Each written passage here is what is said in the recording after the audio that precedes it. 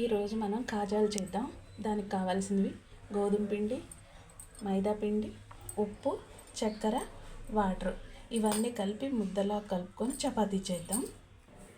ఇలా ముద్దలా కలుపుకున్న గోధుమ పిండిని చపాతీ రుద్దుకుందాం. ఇలా గోధుమ పిండిని చపాతీ చేసుకున్నాం కదా, ఘాటులు పెట్టుకుందాం ఫ్రెండ్స్. కాజా కోసం ఇలా ఘాటులు పెట్టేసి కాజాని చుట్టుకుందాం. నాకెవరు హెల్పర్ లేరు కాబట్టి ఇలా ఒక చేత్తో చేసుకుంటున్నాను.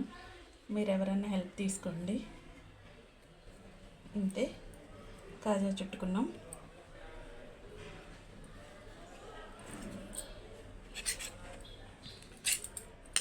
ఇంతే ఫ్రెండ్స్, కాజా చుట్టుకున్నాం కదా.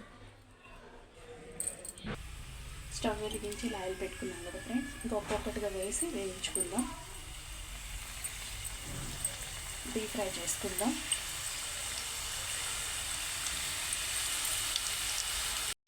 అంతే ఫ్రెండ్స్, అయిపోయింది. అయితే మనం ఇందాక చక్కెర చూపించాం కదా, చక్కెర పైపైన చల్లుకొని, పిల్లలు చప్పగా ఉంటే తినరు కాబట్టి ఇలా చక్కెర పైపైన వేస్తున్నాను. ఇది పాకం పట్టి కూడా వేయచ్చు, కాకపోతే ఇలా బాగుంటుంది కదా, లైట్ స్వీట్, తినడానికి కూడా బాగుంటుంది. మరీ పాకం ఎక్కువైనా బాగోదు. ఇంతే friends, like and share, subscribe. Thank you.